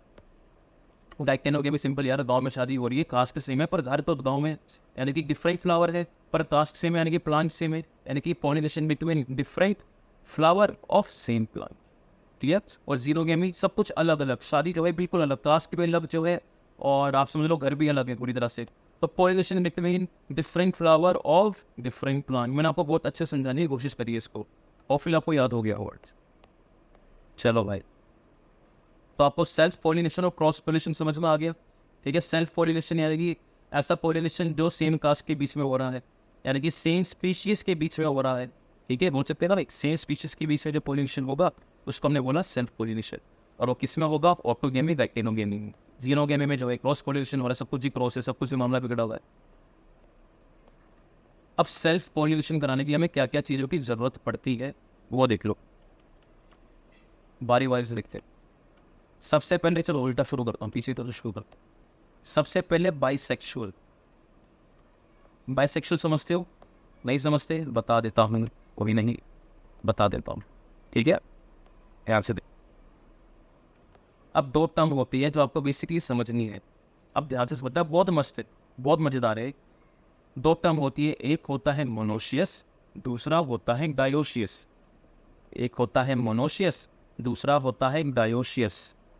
मोनोशियस, डायोशियस, ध्यान से। अब जो मोनोशियस और डायोशियस शब्द है ये बिलोंग करता है रोमन लैंग्वेज से, और रोमन लैंग्वेज में मोनोशियस का मतलब होता है एक हाउस। मोनो माने क्या होता है, वन, और शियस माने होता है यहाँ पर कासल, या फिर आप हाउस भी बोल दो। एक हाउस मोनोशियस, दो हाउस डायोशियस, एक हाउस मोनोशियस, दो हाउस डायोशियस। ठीक है, अब एक महल है, सपोज ये पूरा मैंने एक महल बना दिया भाई, ठीक है, मान लो ये महल है, ठीक है, तो ये महल है। अब इस महल के अंदर अगर राजा रानी, यानी कि मेल रिप्रोडक्टिव पार्ट को हमने राजा बोला और फीमेल रिप्रोडक्टिव पार्ट को हमने रानी बोला, दोनों अगर एक ही महल के अंदर रह रहे हैं, अगर राजा रानी यानी कि male sex organ female sex organ present है सेम बॉडी सेम घर के अंदर, उसको हम बोलते हैं मोनोशियस। मोनोशियस, एक घर के अंदर राजा रानी दोनों प्रेजेंट है, ठीक है, दोनों साथ में रह रहे हैं, ठीक है, राजा रानी मेल और फीमेल सेक्स ऑर्गन दोनों रह रहे हैं, उसको हमने बोल दिया मोनोशियस। क्या बोला उसको हमने? मोनोशियस। दूसरा होता है डायोशियस, यानी कि डिफरेंट हाउसेस के बीच में जो है एक घर के अंदर राजा रह रहा है, दूसरे घर के अंदर रानी रह रही है, उसको हम बोलेंगे डायोशियस। क्या बोलेंगे? डायोशियस। क्लियर हो गया आपको? उसको हम क्या बोलेंगे? डायोशियस। यानी कि टू हाउस में अलग घर के अंदर राजा और अलग घर के अंदर रानी। तो मैं यहाँ पर सिंपल से बोल दूँ कि मोनोशियस के अंदर क्या है कि सेम प्लांट बॉडी पे जो है दोनों सेक्स ऑर्गन्स प्रेजेंट है, यानी कि male sex organ and female sex organs both are present on same plant. Male sex organ, female sex organ, राजा रानी दोनों साथ में सेम प्लांट पे प्रेजेंट है, बोला मोनोशियस। बात खत्म, ही पे रफा दफा करो। दूसरा है डायोशियस, यानी कि male sex organ, female sex organ दोनों के बीच में डाइवोर्स हो जाए, दोनों ही अलग अलग प्लांट बॉडी में रह रहे हैं, उसको हमने बोल दिया डायोशियस। क्लियर? राजा भी अलग, रानी भी अलग, डायोशियस। सिंपल, बहुत सिंपल। ठीक है, तो यहाँ पर देख लो भाई, हमने क्या बोला? मेल जो है फीमेल जो है दोनों सेम बॉडी पे रह रहे हैं। मेल फीमेल जो है दोनों सेम बॉडी पे रह रहे हैं। ये फीमेल बना दी, ये मेल बना दिया हमने।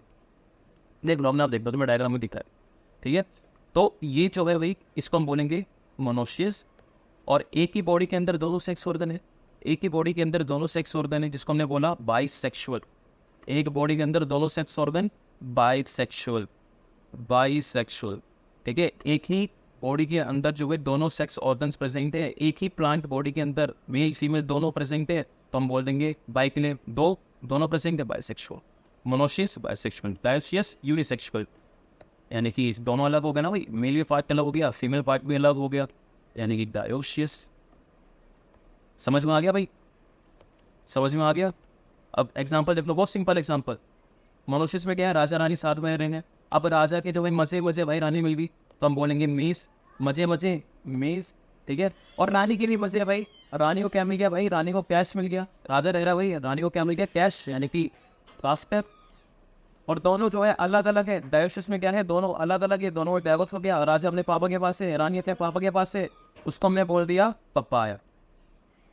ठीक है, समझ में आ गया आपको बढ़िया से? देखो क्या था भाई, फिर से बता रहा हूँ, मोनोशियस और डायोशियस। मोनो माने एक, शेष माने घर, एक ही घर के अंदर मेल और mail sex organ, female sex organ साथ में रह रहे हैं, उसको हमने क्या बोल दिया? मोनोशियस बोल दिया। डायोशियस, दोनों डाइवर्स हो गया, डिफरेंट हाउस के अंदर जो है दोनों ही अलग अलग सेक्स ऑर्गन प्रेजेंट है, डायोशियस बोल दिया। राजा रानी एक ही घर में, मोनोशियस। राजा रानी अलग अलग है, डायोशियस। अब जो मोनोशियस होता है वो बाइसेक्सुअल होता है। क्या हो जाएगा? बाइसेक्सुअल। और जो डायोशियस होता है वो यूनिसेक्सुअल होता है। होपफुली आपको समझ आ गया होगा, नहीं समझ आया तो 2-3 बार आप रिपीट करके देख जाएगा। फिर हमने मोनोशियस के एग्जाम्पल देखे। अब मोनोशियस में राजा रानी साथ में रह रहे हैं भाई, तो राजा के भाई मजे, राजा को रानी मिल गई, तो मजे यानी कि मेस। और रानी को जो है कैश मिल जाएगा, रानी को क्या मिल जाएगा? कैश मिल जाएगा राजा से, तो कैश पर। ठीक है, वहीं पे डायोशियस के अंदर दोनों का डाइवोर्स हो जाएगा भाई, दोनों ही डाइवोर्स हो गए, तो ऑब्वियसली अलग अलग दोनों ही अपने पापा के पास रह रहे हैं, पापा पपाया। ठीक है, ये भाई डायोशियस का पपाया और मोनोशियस का मेस, कास्टर। मजे हो गए राजा की मेस, रानी को कैश मिल गया, कास्टर। समझ में आ गया आपको? आ गया भाई, आ गया, मैं बोल रहा हूँ आ गया आपको समझ में। आप देख लो, अब आपको समझ में अच्छे से आएगा। हम देख रहे हैं अडेप्टेशन फॉर सेल्फ पॉलिनेशन, यानी कि सेल्फ पॉलिनेशन के लिए हमें क्या क्या चीज़ें लगती है, प्लांट को क्या क्या चीज़ें लगती है सेल्फ पॉलिनेशन कराने के लिए। चलो, सबसे पहला कि जो प्लांट होना चाहिए वो बाइसेक्सुअल होना चाहिए। बाइसेक्सुअल यानी कि मोनोशियस, यानी कि पूरे एक ही प्लांट के ऊपर जो भी मेल रिप्रोडक्टिव पार्ट भी होना चाहिए, फीमेल रिप्रोडक्टिव पार्ट भी होना चाहिए। अभी हमने देखा, जल्दी से देखो ना, कि मोनोशियस बाइसेक्सुअल में क्या था? राजा रानी मेल फीमेल दोनों एक ही बॉडी के अंदर प्रेजेंट थे। तो वैसे ही यहाँ पर आ जाएगा कि both sex present on common flower, कि जितने भी सेक्स हैं, जितने भी दोनों सेक्स हैं, मेल और फीमेल, वो दोनों जो है कॉमन फ्लावर के ऊपर रहने चाहिए। क्यों? ताकि जो है पॉलिनेशन ईजिली हो, सेल्फ पॉलिनेशन ईजिली हो। अब क्या होगा भाई, देखो दोनों साथ में ही है, तो यहाँ से भी पॉलिन ग्रेन आएगा, यहाँ से भी आ सकता है पॉलिन ग्रेन, यानी कि किसी कंडीशन को बोलते हैं सेल्फ पॉलिनेशन। सेम फ्लावर बोल दिया, सेम प्लांट बोल दिया, सेम फ्लावर सेम प्लांट। अरे यार, और कितने तरीके से समझाओ? Same flower same plant. ठीक है, तो उसको हमने क्या बोला? सेल्फ पॉलिनेशन बोला। तो सेल्फ पोलिनेशन के लिए हमें क्या चाहिए? सबसे पहले हमें सेम फ्लावर सेम प्लांट तो चाहिए भाई। उसी को हमने क्या बोल दिया? बाइसेक्सुअल बोल दिया। दी both sex present on same flower, common flower. समझ में आ गया? दूसरा है बट पोलिनेशन, बताता हूँ। पॉलिनेशन इन एमेच्योर स्टेज और बिफोर होमोगेमी। सबसे पहले समझो होमोगेमी क्या होता है। देखो, होमो माने क्या होता है? सेम, और गैमी माने होता है मैच्योरेशन पीरियड। होमो माने सेम और गैमी माने होता है मैच्योरेशन पीरियड, यानी कि same maturation period for both male and reproductive structure. आप ऐसे समझो, लड़के लड़की शादी होनी है तो लड़की की एज भी 21 से ऊपर होनी चाहिए और लड़की की एज भी जो है 21 से ऑब्वियसली ऊपर होनी चाहिए। मैं किसी को कुछ गलत नहीं बोल रहा हूँ, ठीक है। मेल जो है उसकी एज भी 21 से ऊपर होनी चाहिए और फीमेल की भी 21 से ऊपर होना चाहिए, तभी दोनों के बीच में शादी होगी। क्योंकि दोनों में क्या है? मैच्योर है। सबसे जरूरी चीज़, दोनों में क्या है? मैच्योर है। दोनों में क्या है? मैच्योर है, ठीक है। तो इसी को हम बोलते हैं होमोगेमी। इसी को हम क्या बोलते हैं? होमोगेमी, यानी कि सेम मैच्योरेशन। अब ऐसा तो है नहीं कि किसी की शादी जो है कोई 28 साल का है तो उसकी शादी 18 साल वाली से हो रही है। होता है, ऐसा होता है। मैं किसी को गलत नहीं कह रहा हूँ भाई, ठीक है। मैं उस चीज़ में नहीं जा रहा हूँ, मैं सिर्फ तुम्हें समझाने के तरीके में जा रहा हूँ, ठीक है। तो वो क्या हो जाएगा? डिफरेंट मैच्योरेशन पीरियड, उसको हम बोलेंगे डाइकोगेमी। उसको हम क्या बोलेंगे? डाइकोगेमी।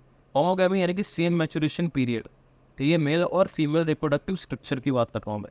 दोनों का सेम मैच्योरेशन पीरियड है, दोनों ईजिली जो है पॉलिनेट कर पाएंगे, यानी कि दोनों की ईजिली शादी हो पाएगी, ठीक है। होमोगेमी। और अगर होमोगेमी है तो बट पॉलिनेशन भी होगा, यानी कि pollination in immature stage before homogamy. Homogamy से पहले क्या होगा? अबे होमोगेमी से पहले क्या होगा? बर्ड जो है इमैच्योर होगा, फ्लावर इमैच्योर होगा, तभी तो बर्ड बन के रह रहा है वो, ठीक है। और सारी चीज़ें अगर बंद है तो पॉलिनेशन हो जाएगा अभी बढ़िया से, जिसको हम बोलेंगे सेल्फ पॉलिनेशन। क्लिस्टोगेमस। अब दो टाइप के फ्लावर होते हैं, एक होता है चेस्मोगेमस फ्लावर, एक होता है क्लेस्टोगेमस फ्लावर। चेस्मो, क्लेस्टो। क्लेस्टो माने होता है ऐसा फ्लावर जो क्लोज्ड हो रखा है, ऐसा फ्लावर जो क्लोज्ड हो रखा है, यानी कि एंड्रोशियम गायनोशियम को कवर करके रखा है। किसने? कोरोलर पेक्टल को। मैं अभी आवर बैठा हूँ तो मैं पूरी तरह से क्लोज हो रखा हूँ अपने रूम के अंदर, ठीक है। इसको हम बोलेंगे क्लेस्टोगेमस। वहीं पर अगर मैं बाहर घूमूँ, बढ़िया से बाहर घूमे हुए, अगर मैं बढ़िया से बाहर घूमता हूँ, ठीक है, रोज जो है कहीं ना कहीं जा रहा हूँ, उसको हम क्या बोलेंगे? चेस्मोगेमस, यानी कि ओपन फ्लावर, ठीक है। अगर आप बाहर घूम रहे हो बढ़िया से तो किसी ना किसी से आपकी नजरें बढ़ेंगी भाई में से, तो यानी कि क्रॉस पॉलिनेशन होने के चांस ज़्यादा किस में है? ओपन वाले में, यानी कि चेस्मोगेमस फ्लावर में। और सेल्फ पॉलिनेशन जब घर में पड़े हो, ठीक है, सीधा आपका एक बार रिश्ता आ जाएगा, आपकी शादी हो जाएगी, तो इसमें यहाँ पर क्या होगा कि जो क्लोज्ड फ्लावर होते हैं उसके अंदर सेल्फ पॉलिनेशन हो जाता है। क्लियर? ऐसे समझे? बाहर जाओगे, किसी से भी आप नजरें बढ़ा रहे हो, ठीक है, तो क्या हो जाएगा? चेस्मोगेमस फ्लावर के अंदर क्या हो जाएगा भाई? Self pollination. और क्लोज फ्लावर के अंदर क्या हो जाएगा? क्लोज फ्लावर के अंदर क्या हो जाएगा? जल्दी से बताओ। क्रॉस पॉलिनेशन, ठीक है। क्लेस्टोगेमस क्लोज फ्लावर, यानी कि क्लेस्टोगेमस क्लोज फ्लावर, सिंपल सी बात, यहाँ से समझो, फिर से बता रहा हूँ। क्लेस्टोगेमस close flower, क्लेस्टोगेमस close flower, क्लेस्टोगेमस close flower, ठीक है। मुझसे कुछ अदर गलत निकल गया हो तो उसके लिए सॉरी बोल रहा हूँ पहले। क्लेस्टोगेमस यानी कि क्लोज फ्लावर। अब क्लोज फ्लावर है तो एंड्रोशियम गायनोशियम दोनों साथ में क्लोज हो रखे हैं, तो इसलिए दोनों के बीच में जो है रिप्रोडक्शन पेक्युलेशन चल जाएगी, पॉलिनेशन चल जाएगा। इसको हम बोलेंगे सेल्फ पॉलिनेशन। चेस्मोगेमस फ्लावर पूरी तरह से खुला हुआ है, अब एंड्रोशियम भी वेल एक्सपोज्ड है, गायनोशियम भी पूरी तरह से खुला हुआ है, वेल एक्सपोज्ड है। सपोज कोई दूसरी जगह से जो है कोई पोलन ग्रेन आएगा, वो सीधा जाके इस पे जाके फर्टिलाइज हो जाएगा, ठीक है। तो वो कौन सी कंडीशन हो जाएगी? क्रॉस पॉलिनेशन की कंडीशन हो जाएगी। Chasmogamous cross pollination, क्लेस्टोगेमस self pollination. Chasmogamous cross pollination, क्लेस्टोगेमस self pollination. Chasmogamous अब बाहर रहे हो भाई, ठीक है, क्रॉस पॉलिनेशन होने के चांसेस आपके ज़्यादा है। क्लोज हो, अगर आप घर के अंदर ही रहते हो तो आपकी क्या होंगे भाई? सेल्फ पॉलिनेशन होने के चांसेस ज़्यादा होंगे। सिंपल बात करूँ तो हमने क्या बोला कि चेस्मोगेमस फ्लावर जो होते हैं वो क्लोज के फ्लावर होते हैं, और क्लोज के फ्लावर के अंदर क्या होती है? सेल्फ पॉलिनेशन, ठीक है। और क्लोज फ्लावर है। अब बर्ड में क्या होता है? बर्ड भी जो है एकदम क्लोज ही रहती है भाई, तो इसलिए उसके अंदर भी क्या होगी?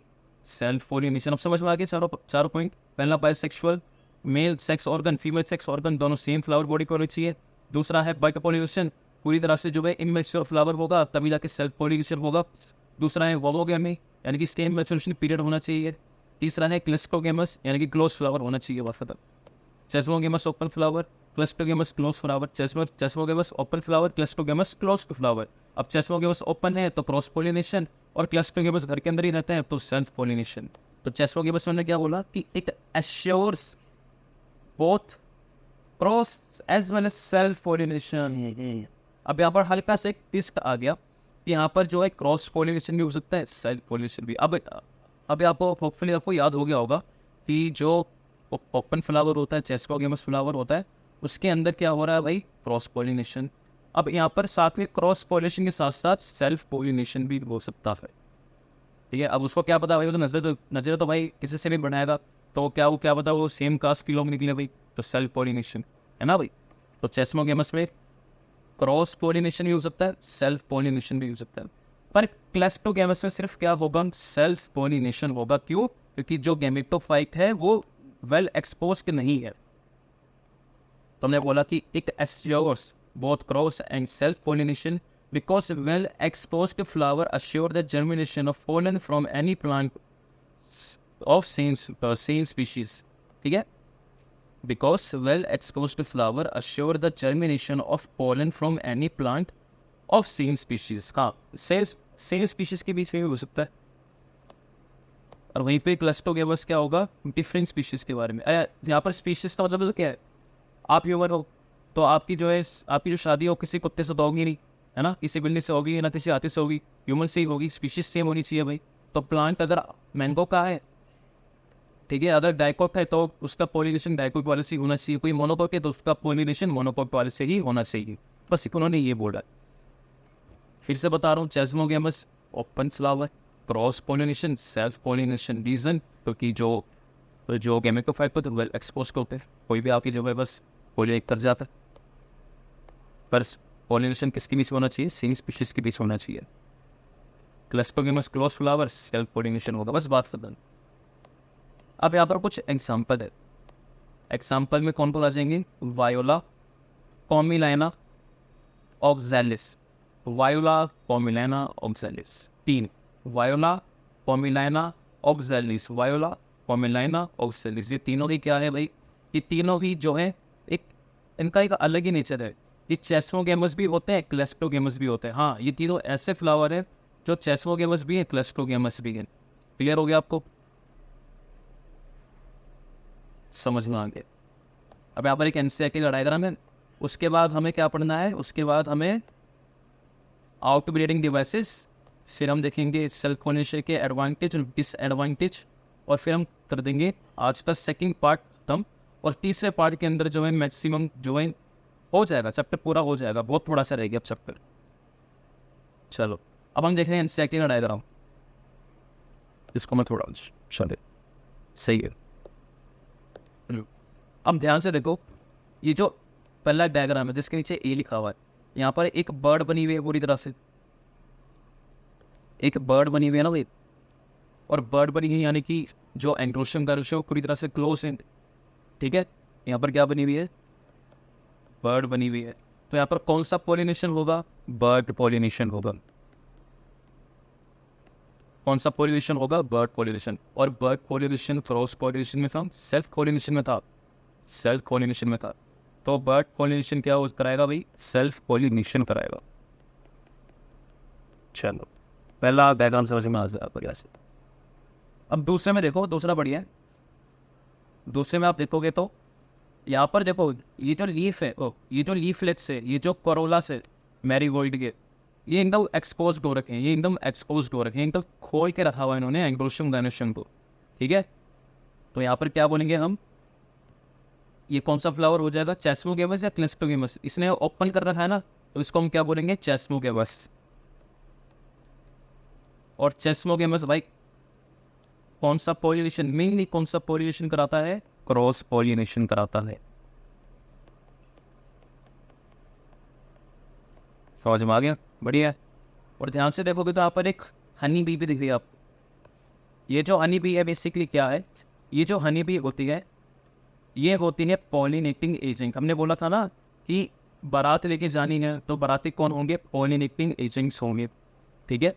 तो ये ही बाराती हैं यहाँ पर। हनी बी क्या है, यहाँ पर पॉलिनेटिंग एजेंट है, जो क्या करेगी, पॉलन ग्रेन को लेकर आई है कहीं से, अब इस फ्लावर में बैठ दी उस पॉलन ग्रेन को गिराएगी इस फ्लावर के ऊपर, फिर पूरा जो है जर्मिनेशन पूरा प्रोसेस चलेगा। क्लियर।